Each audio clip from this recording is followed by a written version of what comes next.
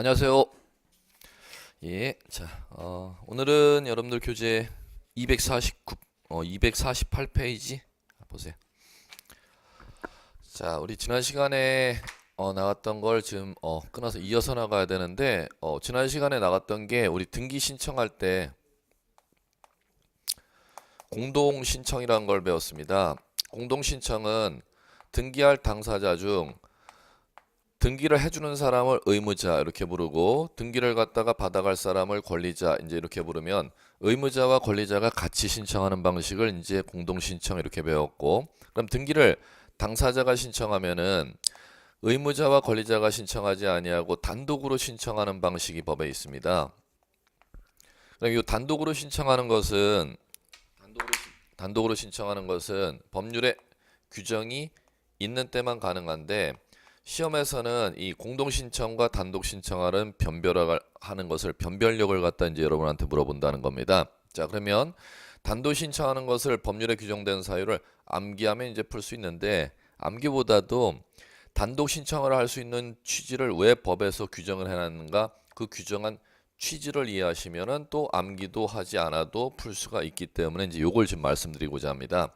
자, 단독으로 신청할 수 있는 법에 규정해 놓은 취지는 첫 번째, 공동의 개념이 등기 넘겨주는 자를 의무자, 등기 넘겨받을 사람을 권리자 이제 이렇게 불렀는데, 그 등기 신청상 아예 의무자와 권리자라는 게 법에서 존재하지 아니할 경우 단독 신청을 법에서 이제 할 수 있도록 만들어놨고, 두 번째는 허위 등기 날 염려가 없는 때, 진정성이 보장되어 있는 때 단독 신청을 할 수 있도록 법에서 규정해 놨습니다. 그럼 단독 신청하는 사유를 갖다가 이 첫 번째 사유나 두 번째 사유 그 취지를 이해하시면 법률에 규정된 사유 공동 신청과 단독 신청을 변별하는 시험 문제에서 그 변별력을 갖다가 여러분들이 구분해 낼 수 있다는 것이죠. 자, 그러면 의무자 권리자가 없는 경우가 어떤 경우고 진정성이 확보되어 있는 경우가 어떤 경우인지 하나씩 이제 지문 보면서, 여러분들 교재 248페이지 보시면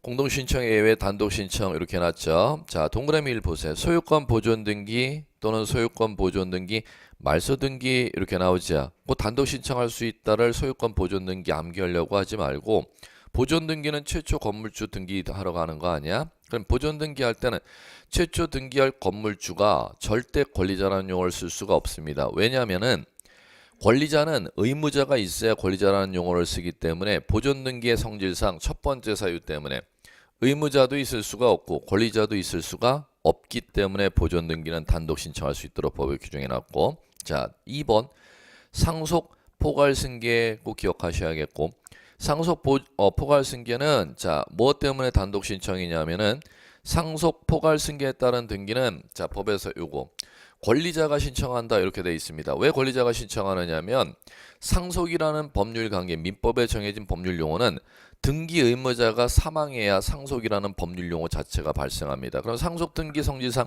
상속이란 법률 용어 생기기 위해서는 누가 사망해야 된다? 등기 의무자가 사망해야 상속이라는 법률 용어 자체가 생길 수가 있기 때문에 성질상 권리자만으로 신청한다 법전에 이렇게 규정되어 있다는 것이죠. 자, 세 번째, 판결에 따른 등기 이렇게 나와 있죠. 판결에 따른 등기는 승소한 등기 권리자, 승소한 등기 의무자가 신청하는데, 요것 때문에 판결문은 어디에서 내려줄까 하면은 법원 사법부에서 내려주겠죠. 그럼 진정성이 보장되어 있기 때문에 판결에 따른 등기는 이제 단독 신청할 수 있고, 그 다음에 네 번째, 부동산 표시 변경 경정 등기는 요거 첫 번째 때문에 의무자 권리자가 아예 존재할 수가 없기 때문에 부동산 표시 변경 등기는 소유권 등기 명인이 신청한다 법에서 이렇게 규정되어 있습니다. 자, 이제 그까지 익히시기 바라고, 자, 6번, 7번, 8번, 9번, 10번은 강론에서 익히시면 돼요. 총론에는 요 정도만 좀 익혀주시면 될 거고, 자, 이제 교재를 넘겨보시면 250페이지 핵심 체크 이제 심화학습으로 들어갑니다. 심화학습은 시험에서 중요한 얘기입니다. 판결에 따른 등기 지금 금방 248페이지에서 봤듯이 단독으로 신청할 수 있도록 법에서 나와 있습니다. 그러면 판결에 따른 등기 단독 신청하는 것이, 자, 이 단독 신청 사유 중 판결에 따른 등기를 갖다가 공동 신청과 단독 신청을 이제 구별하는 변별력 문제는 난이도 최하 문제로 내고 이제 상위 문제로 이제 올라가 중위급 문제로 문제 중급으로 올라가면은 판결에 따른 등기를 이 단독 신청 법에 규정된 사유 중 판결에 따른 등기를 독립적인 문제로 20회 이후에만 3번을 출제했습니다. 이 뭐 영원한 시험 문제들인데 자 이제 심화학습 들어갑니다. 판결에 따른 등기는 자 첫 번째 누가 단독으로 신청할 수 있느냐? 판결에 따른 등기 단독으로 신청할 수 있는 사람은 승소한 의무자가 단독으로 신청할 수가 있고 승소한 권리자가 단독으로 신청할 수가 있습니다.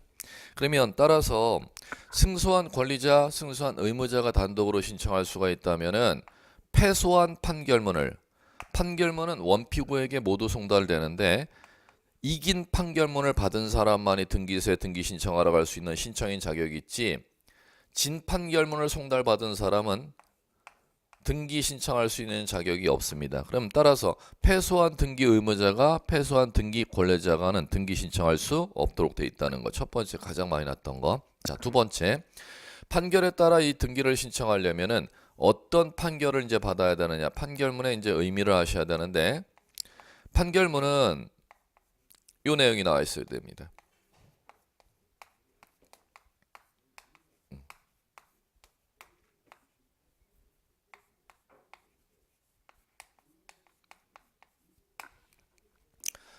확정, 이행, 판결문이어야 됩니다. 그럼 셋 중에 하나 요건을 충족하지 못하면 절대 단독으로 등기 신청할 수가 없다는 거죠. 시험 문제 하나씩 빼볼게요.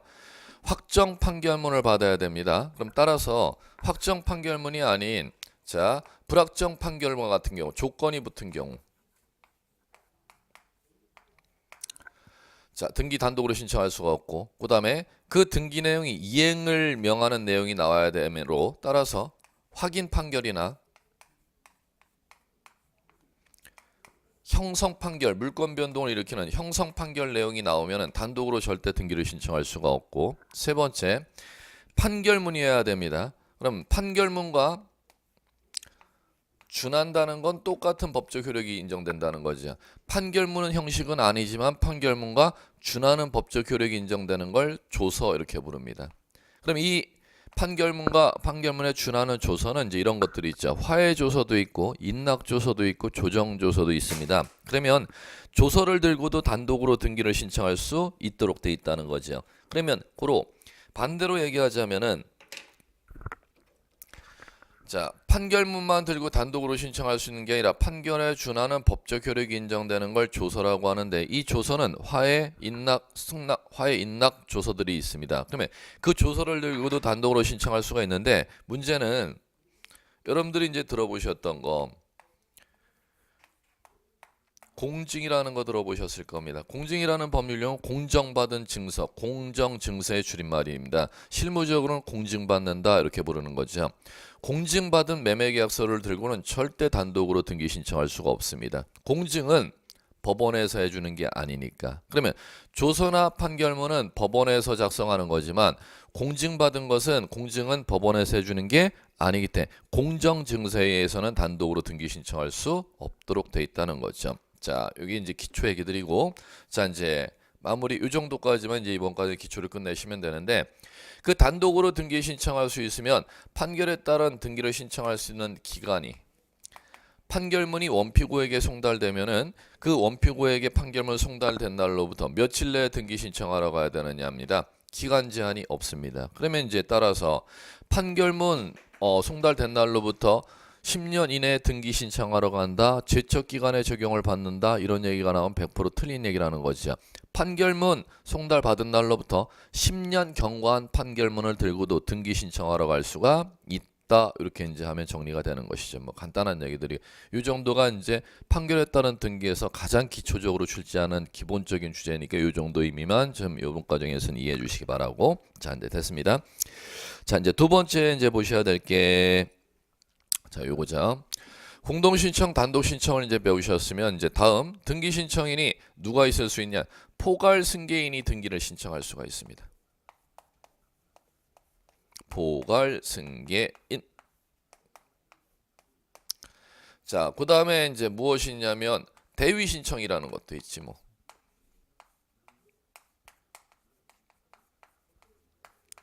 그 다음에 대리인이 등기 신청하는 것도 있고.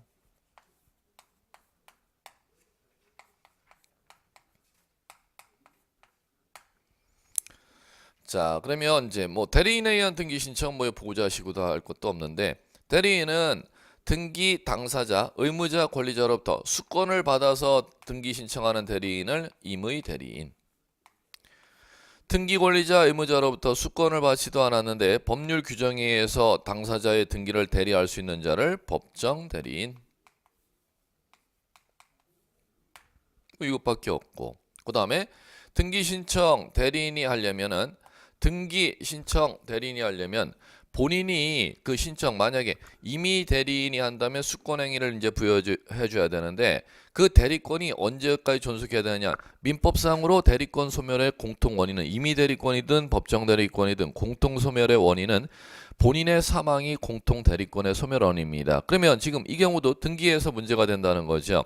임의 대리인, 법정 대리인이, 임의 대리인, 법정 대리인이 등기 신청 대리권이 있다면은 본인이 사망했다는 겁니다. 그러면 본인 사망 이후에 그 등기가 되면 그 등기는 무권 대리에 의한 등기가 되느냐 안 되느냐가 법적으로 문제가 되는데, 대법원은 어떻게 얘기를 해주느냐면, 이 대리권은, 대리인의 대리권은 언제까지만 있으면 유효하느냐면, 접수 시까지만 있으면 유효합니다. 그럼 따라서 본인이 대리인에게 등기 신청 위임장을 써주고 나서 그 위임장을 받은 대리인이 등기 신청 서류를 집어넣는데, 정작 아직 등기가 되기 전에는 그 위임장 써준 매도인이나 매수인이 사망했다면, 매도인, 매수인 사망 이후에 매수인 앞으로 등기가 이루어지면 그 등기가 민법을 적용하여, 민법 135조를 적용하여 무권 대리가 되느냐, 그대로 유권 대리로 인정하느냐는 겁니다. 자, 대법원에선 뭐라고 하느냐면, 등기 신청의 대리권은 접수 시까지만 존재하면 되기 때문에, 따라서 접수 이후에 본인이 사망했다 하더라도, 등기가 날 시점에서는 본인이 사망하고 나서 등기가 됐다 하더라도 접수 시는 살아 있으면은 그 본인 사망 이후 이루어진 등기는 유효한 등기이다. 대법원에서는 이렇게 얘기하고 있다는 겁니다. 그렇기 때문에 따라서 대법원에서 얘기하는 대리권 존속 시기, 언제까지 존속해야 되는지를 꼭 기억해 두시고, 접수 시까지만 존재하면 된다. 자, 그 다음에 마무리. 자, 이건 뭐 간단한 얘기인데, 민법 124조에 법률행위는 자기계약 쌍방대리한 법률행위를 금지하도록 되어 있는데, 등기 신청에 있어서는 자기계약 쌍방대리가 허용이 되고 있습니다.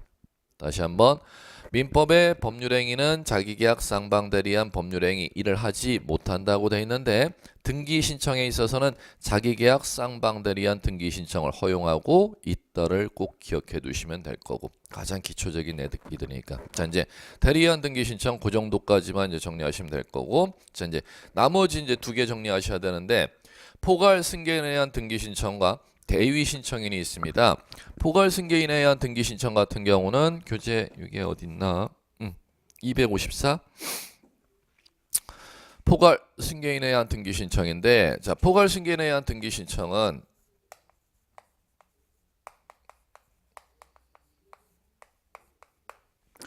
자, 포괄 승계인이 등기 신청한다. 이제 갈게요. 두 가지만 기억하고 계시면 돼요.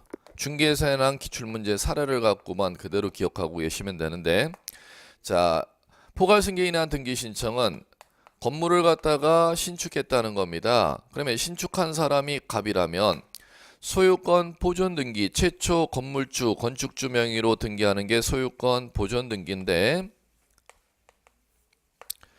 갑이 사망했다는 겁니다. 그럼 갑의 건물을 갖다가 갑다시라는 사람이 상속을 받을 거 아닙니까? 그럼 갑다시를 상속인이다 이렇게 부르는 거죠. 그럼 등기소에 찾아가서 최초 건물주가 보존 등기할 수 있는 자격이 있는데, 갑이 보존 등기하지 아니하고 사망했으면 그의 상속인 갑다시가 자신 명의로 직접 보존 등기해 주시오, 이렇게 등기소에 요구하는 행위를 포괄 승계인에 의한 등기 신청이다 이렇게 부르는 겁니다. 그러면 갑다시는 사망한 피상속인 갑 명의로 되어 있는 건축물 대장 등본을 떼어서 건축물 대장 등본을 띄고 내 돌아가신 아버님이 최초 건축주였다. 그게 건축물 대장이 나올 것이고 나는 그 사람의 상속관계에 있다는 가족관계 증명서를 첨부하면 등기소에서는 갑다시 앞으로 직접 보존 등기를 칠 수 있도록 법에서 허용해주고 있습니다. 이걸 이끌어서 포괄 승계인에 의한 등기 신청이다. 첫 번째 중개사에서 난 사례 요거 하나를 기억하시고 자, 두 번째 요거 이번에는 갑이라는 사람이 건물 소유주고 을이 건물 어떤 법률 관계를 맺었냐면은 대금을 지급하고 갑의 건물을 갖다가 매매 계약을 체결한 매수인이라는 겁니다. 그럼 매도인, 매수인이면 소유권 이전 등기 신청할 수 있는 당사자는 등기 의무자가 갑, 매도인, 등기 권리자가 매수인, 을이라면 등기 의무자와 등기 권리자가 공동으로 신청하는 게 이제 당사자에 의한 등기 신청인데 등기 의무자 갑이 사망해서 존재하지 않으면 매수인 을은 당사자가 신청해야 되니까 의무자의 협력이 필요한데 의무자가 협력을 못하고 사망했으면 그의 상속인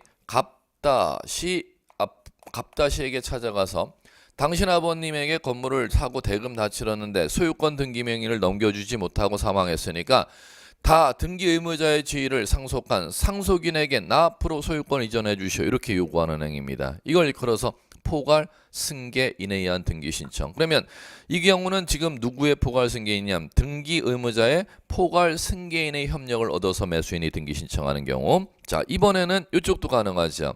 매매계약에 따라서 자 소유권 이전 등기 받을 권리자가 매수인 을이었는데 소유권 이전 등기 해오지를 못하고 사망했으면 마찬가지로 을 다시라는 매수인의 포괄 승계인 을 다시 앞으로 직접 이전을 해갈 수 있도록 법에서 만들어놨습니다. 그럼 이 경우는 갑과 을 다시 앞으로 등기 권리자의 포괄 승계인 앞으로 직접 등기 신청하러 가는 것이죠. 이 경우는 등기 의무자의 포괄 승계인의 협력을 얻어서 이전받아와야 되는 것이고 매수인이 사망했으면 등기 의무자의 협력을 얻어서 등기 권리자의 포괄 승계인 앞으로 직접 등기 신청하러 가는 겁니다. 그러면 이 두 가지 사례만 기억하시면 포괄 승계인에 의한 등기는 단독 신청 당사자가 할 수 있는 등기도 포괄 승계인 앞으로 직접 등기할 수가 있고 공동 신청해야 될 등기도 등기 의무자나 등기 권리자가 사망했으면 공동 신청에 의할 등기도 포괄 승계인이 등기 신청할 수 있도록 법에서 만들어놨다는 거.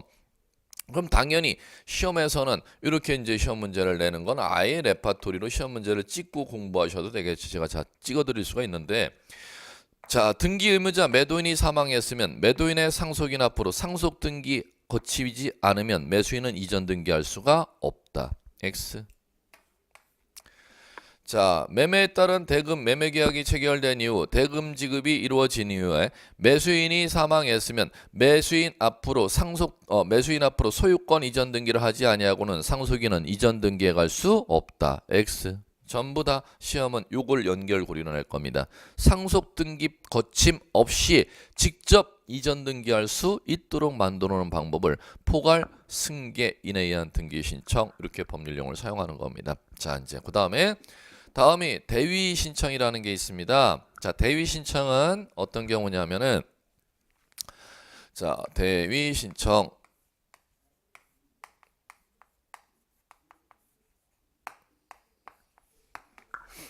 대위 신청은 다른 사람의 등기를 대신해서 신청할 수 있는 권리를 대위 신청 이렇게 부릅니다. 그럼 다른 사람의 등기를 대신해서 신청할 수 있는 건 법에 당신이 그 사람의 등기를 대신해서 등기 신청해 라고 권한을 부여해 줘야 대위 신청이라는 게 인정되는데 그 권한이 어느 법에서 대위 신청권을 부여하느냐면 크게 두 가지입니다. 민법이라는 법률에서 대위 신청권을 인정하는 경우가 있고 등기법이라는 법률에서 대위 신청권을 인정하는 경우가 있고 자, 그래 민법이라는 법률에서 대위 신청권을 인정하는 것은 딱 한 가지 등기법에서 대위 신청권을 인정하는 것은 5가지인데 시험에서는 아직까지는 4가지 정도만 소개하고 있으니까 이제 요거만 정리하시면 됩니다. 자, 그러면 시험에서는 이번 과정에서는 등기법상의 대위 신청은 뭐 이거 문제 풀이 때 정리하셔도 되고 민법상의 대위 신청권이 이제 요 한 가지가 있으니까 요거만 이제 정리하시면 되는데 민법상의 대위 신청권을 인정하는 요 한 가지가 민법 404조에 의해서 인정됩니다. 그걸 법조문 제목에 채권자 대위 이렇게 만들어 놨습니다.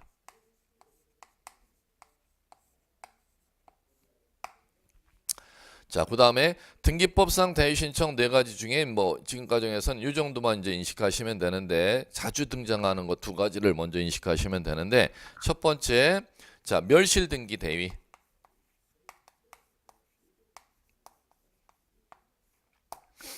그 다음에 수용에 따른 사업 시행자의 피수용자의 상속 등기 등기명인 표시 등기 대위 신청이라는 게 있습니다. 자, 이제 가볼게요.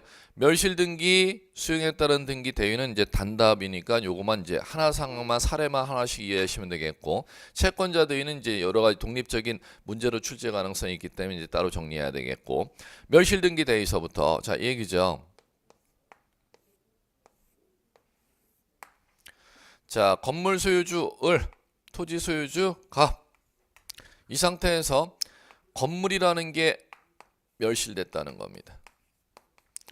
그럼 건물이라는 게 멸실됐으면은, 자, 건물이 화재가 났다, 장마가 졌다 그래갖고 멸실됐으면은 이 등기소에 건물에 관한 정보 기록에는 등기 기록이 표제부 갑구 을구가 있죠. 그러면 그것을 없애달라고 멸실 등기 신청하는 자가 건물주 을이라는 사람이 멸실 등기를 신청해야 된다는 겁니다. 그럼 건물주 을이 멸실 등기를 신청하고 있지 아니하면은 을의 건물 멸실 등기를 대지 소유자가 을의 건물 멸실 등기를 신청을 하러 갈 수 있는 권한을 부동산 등기법에서 인정합니다. 그것을 갖다가 건물 멸실 등기 신청 대지 소유자의 대위 신청 법률용어로 이렇게 사용합니다. 자, 그다음에 두 번째. 자, 이제 이게 토지가 있는데 이게 을의 토지인데 이 토지가 자, 도시개발 사업지구로 편입돼서 수용이 됐다는 겁니다. 그럼 수용사업자가 갑이라면 수용사업자 갑이 이 을의 땅, 피수용자의 땅을 갖다 수용사업을 하니까 보상금 지급하고 협의가 다 끝나갖고 소유권 이전 등기하려고 하는데 소유권 이전 등기할 당시는 을이 사망했다는 겁니다. 사망. 그러면 직접 이전 등기해 올 수가 없고 을의 상속인 을 다시 앞으로 상속 등기를 해야 수용사업자 갑이 땅을 가져갈 수 있는데 을이 상속 등기를 하지 아니할 경우 을의 상속 등기를 수용사업 시행자 갑이라는 사람이 등기소에 가서 을 다시의 상속 등기를 신청할 수 있다는 겁니다. 이거를 대위 신청 이렇게 부릅니다. 시험 사례는 이 2가지만 꼭 기억해 두시면 될 거고, 등기법상의 대위 신청권, 건물 멸실했을 때 대지 소유자의 건물 멸실 등기 대위 신청권을 인정하고, 토지 수용이 이루어졌을 때 수용사업 시행자가 등기해갈 당시 이 피수용자 보상금 받은 사람이 사망했다면 상속인이 상속 등기를 하여야 땅을 수용사업자가 가져갈 수 있는데 상속 등기를 하지 아니할 때 사업 시행자가 피수용자의 상속 등기를 대위에서 신청할 수 있는 권리를 법에서 인정한다는 2가지만 기억해 두시면 될 거고, 민법상 대위 신청권이 채권자 대위 신청권이라는 겁니다. 자, 이제 채권자 대위 신청권은 독립적인 시험 문제로 나기 때문에 뭐 여러 가지 형태로 시험의 형태 중에서 사례로 난 사례부터 먼저 이해하시고, 채권자 대위 이제 사례로 난 것부터 먼저 이해할게요. 건물을 갖다가 신축했습니다. 자, 건물을 신축을 누가 했느냐면 갑이라는 사람이 건물 신축했네. 자, 그럼 갑이라는 사람이 건물 신축했으면은 이 건물 소유권 보존 등기를 갑이라는 사람이 신청해야 되는데 갑이 보존 등기를 신청하고 있지 아니할 때, 자, 이 갑의 건물을 갖다 갑이 건축주라면은 을이라는 사람과 건물 도급 계약을 체결해서, 자, 그럼 을은 갑의 건물을 갖다가 완성해주고 공사 대금을 갖다가 2억을 갖다가 공사 대금을 갖다가 자, 건축주로부터 2억을 받아야 되는데 2억을 갖다 자, 갑 건축주가 공사 대금을 갖다 주지 아니할 때 갑의 건물을 유치해서 2억을 받아낼 수가 있죠. 그러면 유치하는 것은 소극적으로 갑이 줄 때까지 갑의 건물을, 건축주의 건물을 갖다가 잡고 있어야 된다는 거죠. 그러면 잡고 있는다고 2억이 떨어지는 게 아니라는 거죠. 갑이 돈이 생기지 않으면 그 2억은 마련할 수가 없기 때문에 실질적으로 유치권은 아무런 소용이 없는 소극적인 권리라는 겁니다. 돈이 없으면 뭐 어떻게 줄 방법이 없는데. 그럴 때 자신의 공사대금 채권 2억을 갖다가 적극적으로 회수하기 위해서는 채무자의 건물, 건축주의 건물 지어준 게 있잖아. 이 건물에 대해서 적극적으로 권리 행사에 들어가야 된다는 겁니다. 채무자가 건축물을 갖다가 가지고 있는데 이 건축물을 갖다 등기하지 아니하면 이 채무자의 건축물을 갖다 등기하고 내가 2억 받을 수 있다는 소송, 대여금 반환 청구 소송을 걸어서 2억 받을 수 있다는 법원의 판결이 떨어지면 이 채무자의 건물을 강제 경매 붙여서 2억 채권을 적극적으로 확보해서 회수해야 할 수가 있겠죠. 그럴 때 이 채무자가 건물 보존 등기를 신청하지 않을 때 2억 공사 대금 채권을 확보하기 위해서 채무자 갑의 건축물을 갖다가 이렇게 소유권 보존 등기를 신청하러 들어간다는 겁니다. 그러면 을이라는 사람인 건축업자가 채무자 건축물 보존 등기 신청하지 아니할 때 이 건축물 보존 등기를 공사 대금 채권자가 등기 신청하러 가는 행위를 법률 용어로 채권자 대위 이렇게 용어를 사용하는 것이지요. 자, 두 번째는 이렇게 할까요? 자, 갑의 땅이 있었고 갑의 땅을 갖다가 병의 땅이 있었고 토지가 있었고 병의 토지를 갑이라는 사람이 매수인으로서 땅을 샀는데 대금을 다 치렀으면 소유권 이전 등기를 갖다가 소유권 이전 등기를 갑이 등기해와야 되는데 갑이 소유권 이전 등기를 하지 아니하고 미등기 이렇게 부르는 거죠. 또 팔았어. 그러면 전매 이렇게 부르는 것이죠. 요 매매 계약을 전매 이렇게 부르는 것이야. 너 병의 땅 샀으면 등기하고 을에게 팔았어야지. 등기를 소유권 이전 등기를 하지 아니하고 또 팔았단 말이야. 그러면 이걸 미등기 전매 계약 이렇게 부르는 거죠. 그럼 전매에서 이 갑으로부터 땅을 갖다 취득한 을이라는 사람이 있습니다. 그럼 을이라는 사람은 병에게 찾아가서 자초지종을 설명하고 갑의 땅, 당신의 땅을 한 사람이 갑이었죠. 매수인이 땅 등기명이 안 가져갔죠. 왜 안 가져갔냐? 나한테 그걸 등기 안 하고 다시 도로 팔았걸랑요. 그럼 나는 대금을 다 줬는데 자 갑이 등기명의를 안 하고 있으니까 현재 지금 당신의 등기명의가 있으니까 어쨌든 내가 당신이 판 사람으로부터 내가 땅을 도로 산 사람이니까 내 앞으로 땅을 넘겨주시오. 이렇게 이제 을이 병에게 찾아가니까 이 사건이 시작되는 겁니다. 그러면 첫 번째 을이 병에게 찾아가서 당신의 병명의로 되어 있는 땅 등기명의를 내 앞으로 넘겨주셔 이렇게 요구할 수 있는 걸 자 뭐라고 그러냐면 권 이렇게 부르면 되는 거죠. 권 요구하는 행위를 권이라고 하잖아요. 그러면 요구하는 권리인데 갑을에게 등기하고 나한테 넘겨주시오 요구하는 권이에요. 갑을 생략하고 내 앞으로 넘겨주시오 요구하는 권리예요. 갑을 생략하고 내 앞으로 딱 넘겨주시오 요구하는 권리죠. 그럼 이 앞에 쓰면 되는 거지.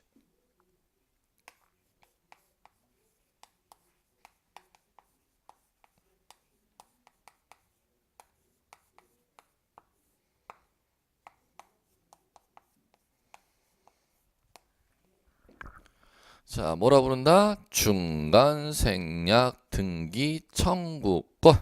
자, 중간 생략 등기 청구권이 있느냐 없느냐가 첫 번째 사건의 발단이자 쟁점이 되는 것이죠. 중간 생략 등기 청구권 생긴다 안 생긴다? 민법 104조 보면 나와요. 이 사례 안 나오면 제 장을 지죠. 민법지. 중간 생략 등기 청구권이 생긴다 안 생긴다? 생긴다? 그러면 안 돼. 민법책 그럼 10페이지도 안 되는 페이지 안 봤다는 얘기야. 안 생겨. 안 생겨. 그럼 중간 생략 등기권이 생기지를 아니하기 때문에 직접 요구할 수가 없단 말이야. 그렇기 때문에 그러기 때문에 병에게 갑 앞으로 등기 쳐주쇼 이렇게 요구하는 거예요. 갑 앞으로. 그걸 갖다가 법률 갑 앞으로 등기 쳐주쇼 이렇게 병에게는 요구할 수 있단 말이야. 을이.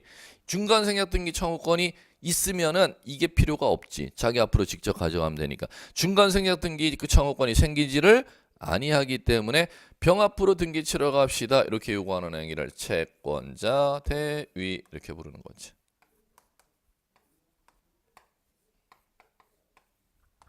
이렇게. 자, 그러면 결국 지금 이 채무자의 갑의 건축물의 건축물 이건 보존 등기, 단독 신청 등기를 공사대금 채권자 공사대금 채권 확보하기 위해서 대위 신청하는 채권자 대위고, 이거는 매매 따른 소유권 이전 등기 공동 신청해야 될 등기를 매수인으로부터 전매에서 산 을이 병의 협력을 얻어서 공동 신청할 등기를 채권자가 대위 신청할 수가 있다는 겁니다. 그럼 채권자 대위 신청은 단독 신청 등기도 대위할 수가 있고 공동 신청 등기도 대위할 수가 있고, 그다음에 채무자의 재산을 보존할 목적으로 하기 때문에 채무자 갑 앞으로 건축물 소유권을 등기해 주러 가는 거죠, 채권자가. 그다음에 자, 채무자 갑 앞으로 을이라는 사람이 병을 협력으로 소유권 이전 등기해 주러 가는 것이죠. 채무자의 재산을 보존할 목적으로 대위권 행사만 인정합니다. 채무자의 재산을 보존할 목적으로 대위 행사가 인정된다는 것은 채무자에게 유리한 등기만을 대위 행사할 수 있다는 겁니다. 그럼 채무자의 불리한 등기는 채무자의 재산을 보존해 주는 행위가 아니기 때문에 대위 행사할 수 없도록 되어 있습니다. 이 정도만 이제 감이 끼시면 뭐 채권자 대위 신청은 충분히 감을 띄울 수 있을 것이고, 자 이제 이렇게 하면은 등기 신청하는 사람이 누구인가 주제는 뭐 다 끝난 것 같고, 자 그다음에 이제 마무리 이제 들어갈 주제가 교재 258페이지 등기 신청 정보의 제공 이렇게 나와 있네요. 자 이제 요거 자 이제 이쪽 주제는 등기 신청하는 사람이 누구이냐를 다 살펴봤으면은 자 이쪽 주제는 자 이겁니다. 등기 신청 정보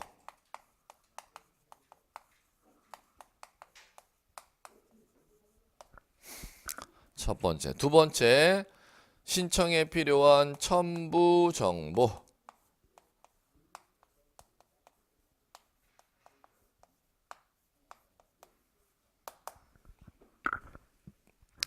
자 법에서는 우리나라 법에서는 등기 신청하는 방식을 두 가지 방식을 인정합니다.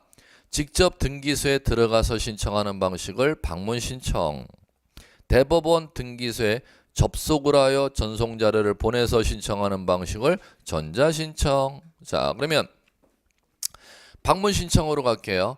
방문 신청하게 된다면 등기소에 가보면 뭐가 있느냐면 신청서라는 서식이 있습니다.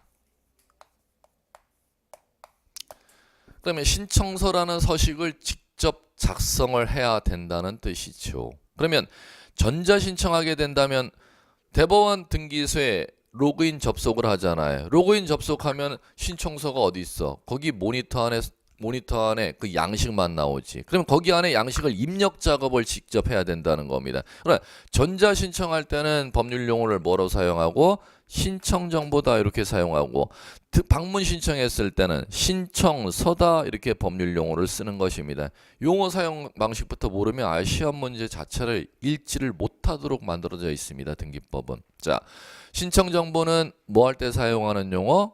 전자 신청할 때. 그다음에 방문 신청할 때는 무슨 용어를 사용한다? 신청서라는 용어를 사용하게 돼 있다는 겁니다. 그러면 자 마찬가지죠. 방문 신청했으면은 등기소에 들어가면 신청서만 작성하겠어요? 방문하러 갈 때, 등기소에 들어갈 때 갖고 가야 될 서류가 있겠어. 갖고 가야 될 서류가 있겠죠. 그러면은 이거는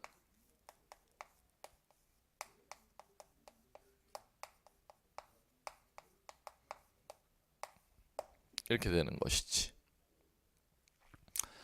자, 그다음에 자, 대법원 등기소에 로그인 접속, 전자 신청을 하게 되면 자, 거기에다가 신청 정보만 입력해 갖고 전송하면 돼요. 아니면은 자, 종이 구비한 걸 모니터 하나 집어넣어야 되잖아. 그걸 이제 이미지 스캔 전환 이렇게 부르는 거예요. 이미지 스캔 전환해 갖고 같이 전송 자료 보내줘야 되잖아. 그걸 갖다가 첨부 정보 이렇게 부르는 거야. 그러면 지금 이제 배우는 주제가 전자 신청할 때는 이제 무엇과 무엇? 신청 정보. 모니터 로그인 접속해서 입력해야 되는 정보를 신청 정보. 그다음에 구비하고 있던 서류를 갖다 지금 접속해야 하고 전송을 쏴줘야 되는데 이 종이를 갖다가 컴퓨터 안에 못 넣으니까 이미지 스캔 전환 저장을 시켜갖고 그걸 전송 자료 보내는 것을 갖다가 첨부 정보 이렇게 부르는 거예요. 그럼 방문 신청했을 땐 등기소에 비치되어 있는 서식이 뭐? 신청서. 근데 갖고 간 이 구비 서류 첨부 서면 이렇게 부르는 겁니다. 그러면 신청 정보 및 첨부 정보라는 법률 용어가 있거나 또는 신청서 및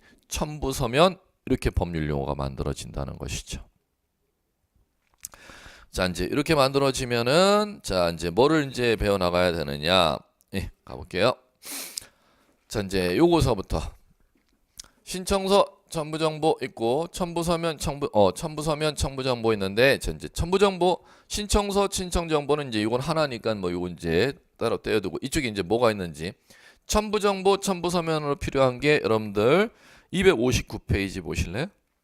보시면 중단부에 양가로 2로 제목이 나와 있어요. 첨부 정보 이렇게 나와 있죠. 거기에다 이제 가로해 놓고 쓰실 줄 아셔야죠. 방문 신청할 때는 뭐라고 사용하느냐? 첨부 서면.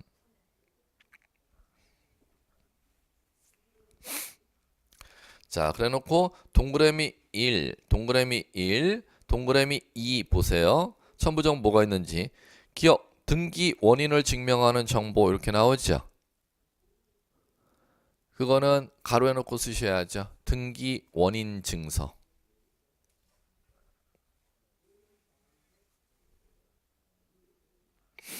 니은 등기 원인에 대한 제3자의 허가, 동의, 승낙을 필요한 게 이를 증명하는 정보 이렇게 나오죠.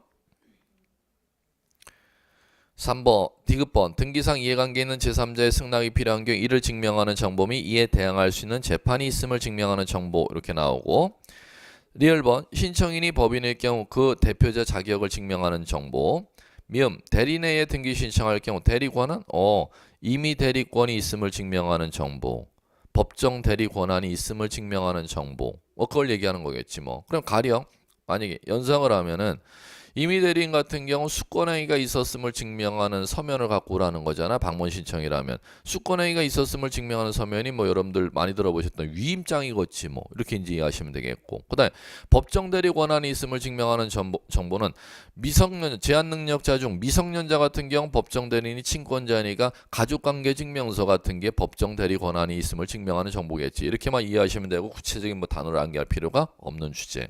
그다음에 비읍번 등기 권리자의 주소 및 주민등록번호를 증명하는 정보 이렇게 나오죠. 자, 그 다음에 비읍번 같은 경우는 별표.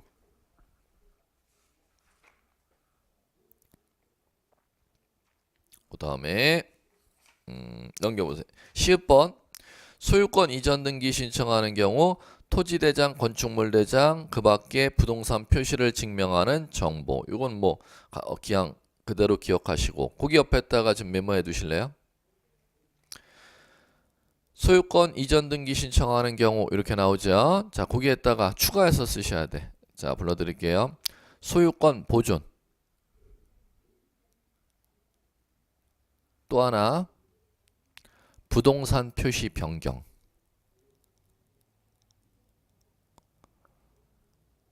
단답으로 기억하는 수밖에 없어요. 토지대장, 임야대장, 건축물대장 뛰어가는 경우는 언제냐면 소유권 보존 등기하고 소유권 이전 등기하고 부동산 표시 변경 등기 신청할 때 이건 뭐 암기해야 되니까 어쩔 수 없는 사항이고 이제 그렇게 정리하시고 자, 그 다음에 앞으로 다시 이제 259페이지로 와보시면은 자, 이제 구체적으로 첨부해야 될 정보를 갖다가 이제 고개 들어보시면은 이제 이런 것들이 있어요. 지금 이제 거기 있는 것만 이제 소개해도 등기 원인을 증명하는 정보, 등기 원인 서면, 방문 신청으로 이용할 수 있게. 등기 원인 서면, 등기 원인 증서 이렇게 이제 얘기하고 그 다음에 제3자 허가, 동의, 승낙을 증명하는 서면, 허가서 등 이렇게 이제 하시면 되겠고 자, 그다음에 이제 중요한 게 자, 이제 별표 제가 하라고 했던 거 단답이지만 별표로 꼭 기억하셔야 돼요. 주소를 증명하는 주소.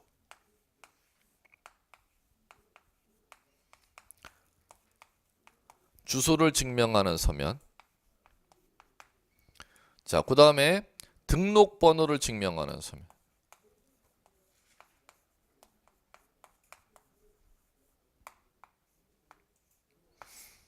그다음에 부동산 표시를 증명하는 대장. 그다음에 뭐 도면 첨부하는 경우도 있고. 그다음에 뭐 인감도 있고. 인감 증명. 뭐 기타 등등등도 있어요. 그러면 자 이제 먼저 말씀을 드리고 이 첨부 정보는 예전에 지금 현재 시험 예전의 시험에서는 엄청 어려웠던 주제들입니다. 시험에서 등기법 12문제면 한 4문제까지 나온 적이 있었는데 뭐 이 단일 주제가 요 서류들의 지금 교재 뭐 한 지금 여기 지금 교재로 얘기하면은 여러분들 몇 페이지 정도인가 잠깐 볼게요.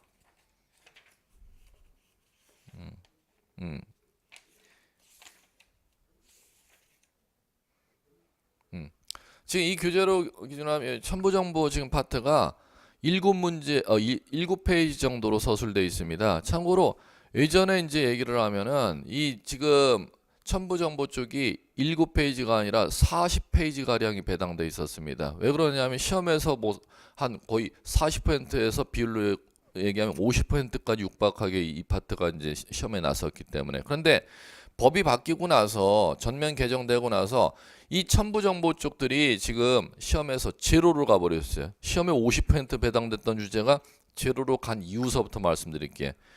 법이 전면 개정되고 나서 이쪽을 정확하게 지금 해석하는 분이 실무하시는 지금 출제하는 등기소의 등기관마다 지금 다 다릅니다. 업무를 지금 법적 해석이 정확하지가 아니해서 그걸 통일적으로 지금 업무를 못하기 때문에 이쪽 파트에 출제하는 사람들이 자신이 없어요. 그렇기 때문에 거의 출제를 안 하고 있어요. 왜?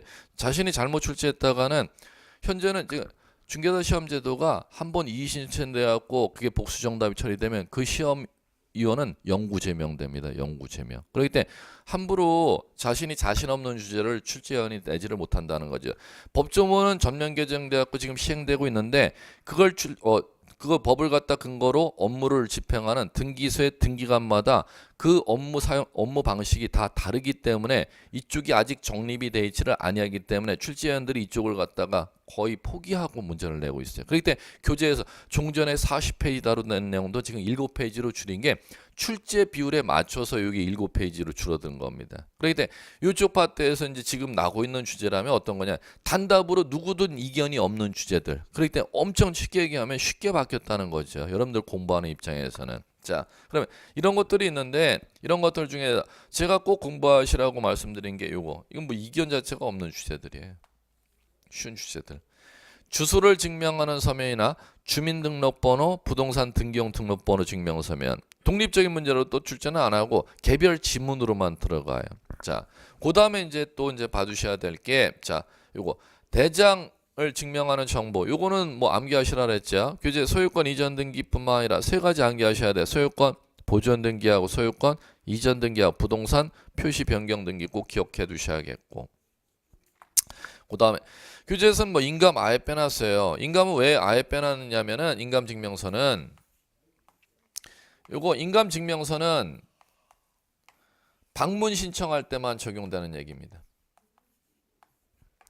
예전에 이제 시험 공부하실 때는 이 인감증명서만 공부해도 머리가 그냥 지끈지끈했어요. 인감증명서 제출 원리가 간단한 원리가 진짜 아닙니다. 인감증명서만 해도 상당히 복잡한 얘기인데 이게 지금 그러면 등기 신청 정보가 지금 전자 신청할 때, 방문 신청할 때 다 적용되는 얘기라는 거죠. 그런데 이 지금 인감증명서는 뭐 하는 대로 한정해서 바뀌었다? 방문 신청하는 때만 한정해서 바뀌었습니다. 왜 그러냐면 전자 신청하려면 사용자 등록을 지난 시간에 한다고 말씀드렸고 사용자 등록을 하러 등기소에 출석할 때 인감증명서를 첨부하기 때문에 그 다음서부터 대법원 등기소에 로그인 접속을 하면은 사용자 등록 낼 때 인감증명서 처음 낼 때 들어갔었죠. 그럼 접속할 때마다 인감증명 정보라는 거 절대 필요가 없도록 이게 바뀌었기 때문에 방문 신청으로 한정됐기 때문에 법이 전면 개정되고 나서 인감이란 말 자체가 한 번도 시험에서 출제가 된 적이 없다는 겁니다. 그렇기 때문에 교재에서 의도적으로 뭐 이걸 빼놓은 겁니다. 아예 통 자체로. 자, 그러면 여러분들이 이제 봐야 될 주제는 자, 꼭 이견 없이 출제원들이 좋아하는 거, 법 해석의 이론의 여지가 없는 거 두 가지 단답 주제. 요거 정리하셔야겠고, 그 다음에 이제 정리하자면 이제 요거 제3제 허가서 등 여기에서 이제 정리하셔야 될 게 이거 이거 들어보셨나?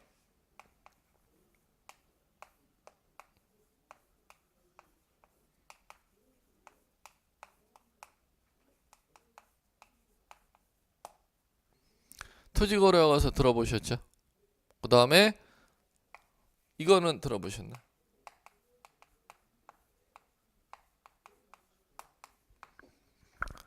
농취증도 들어보셨어요? 처음 들어. 농지취득 하면 모르는 농지취득 자격증명서 들어보셨어요? 이건 뭐 어쩔 수 없어요. 요거하고 요거 제3자 허가서 등이 이것만 해도 막 20페이지 되는 내용인데 교수님 통째로 빠진 이유가 출제를 뭐 잘 안 하기 때문에 한데 지금 이 교재는 또 하나 이유가 있어요. 이 교재에서 이거 자체를 아예 빼놓은 이유가 있어. 이건 시험에서 중요한데 이걸 왜 빼놨느냐? 중개사법에서 어디에서 배워야 되는 내용이기 때문에 그렇지. 그러면 제가 뭐 이거 설명해 줄 수는 있는데 중개사법에서 설명 방식이 있고 제 설명 방식이 있으면 똑같아요. 하나의 주제를 갖고 두 개 과목에서 시험 문제가 다 출제되면은 설명하는 방식이 다르면은 여러분도 오히려 더 혼동이 된다는 얘기지. 뭔 얘기인지 아시겠어요? 그 측면에서 이쪽에서는 이제 아예 중개사법의 설명 방식으로 중개사법 선생님 시험에서 이쪽에 출제될 확률은 10%지만 중개사법에 출제될 확률은 100%니까 이렇게 이해를 하셔야 돼. 그러면 지금 요렇게 이제 공부를 하시면 돼요. 이렇게 공부를 하시면 되는데 요걸 이제 첨부 정보 보기 전에 이제 뭐부터 정리해야 신청 정보 요거서부터 정리해야 된다는 거죠. 이제 요쪽을 갖다가 정리하는데 셔터 정리할게. 예, 셔터 해보죠. 뭐.